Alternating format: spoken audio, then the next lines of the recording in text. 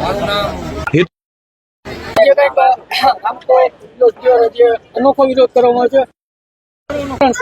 આ વિરોધ કરવાનું કારણ એ છે કે અમે કિચડ રમત ઉત્સવ રાખેલો છે કે આપણે રમત ઉત્સવ કરી અને અમે સરકારશ્રીને બતાવવા માંગીએ છીએ કે અમે આ ઉત્સવ જ નથી।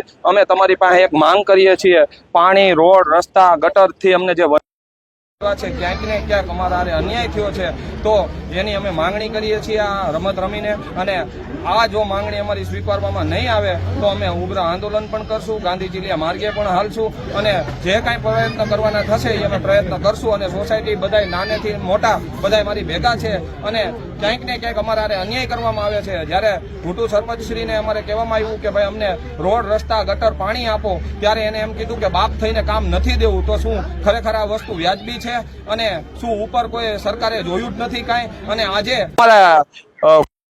આમંત્રણ પણ આપેલું હતું કે અમે આ જે ઉત્સવ રાખેલું તો તમે આવો, તમારા માટે ફૂલ શણગાર બધું રાખેલું જ છે અને અમારે કોઈ પણ તમારા અપમાન કરવાના નથી, જેથી કરીને તમે અમારી સોસાયટીની સુવિધાઓ જોવો, જેથી કરી અને તમારો ક્યાંક આત્મા જાગે અને અમારા કામ કરવાનું તમને મન થાય તો તમે ચાલુ કરો કામ।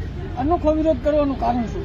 અનોખો વિરોધ આપણી સરકાર શ્રી રમત ગમતને વધારે પ્રોત્સાહન આપતી હોય જેથી કરી અને અમે આજ અનોખો વિરોધ કરેલો છે, જેથી કરીને અમારી સરકાર શ્રી જાગે અને ઉપર લેવલ સુધી ખબર પડે કે આ રમત ઉત્સવ નથી, આ એક માંગણી છે, એટલે આ ઈ દ્વારા અમે વિરોધ કરેલો છે। શું નામ તમારું? મારું નામ છે લક્ષ્મીબેન।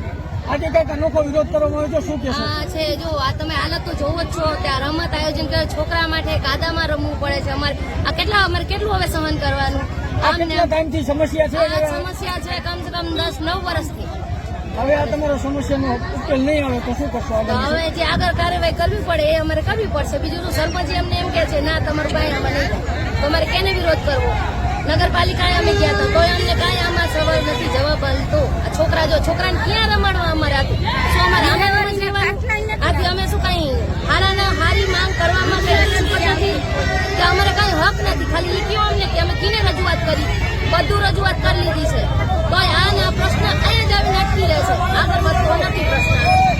બોલે આથી અમને કીના પાંચ અમે જઈ પંચાયત પાસે ગયા, જિલ્લા અધિકારી બધા પાસે જઈને આવ્યા છે, તો અમારે આના વિરોધ તો આજે રમત આયોજન કરો કિચડમાં, તો છોકરાઓને કિચડમાં રમાડવાનું, બીમારી પેલા અત્યારે તો કેટલી બીમારી હાલે છે, તો ક્યાં જવાનું? ગરીબ માણસ ક્યાં જાય? આમાં નથી રોડ, રસ્તો, પાણી, ગટર લાઈન નહીં, ક્યાં જવાનું? કેટલી માણસ પબ્લિક સહન કરે એ પેલા કયો અમને?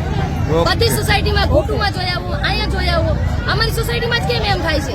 વસ્તી કેટલી અંદાજે? અમારા વસ્તી હશે 800 થી ઉપર વસ્તી છે, ઓછા ઘર નથી।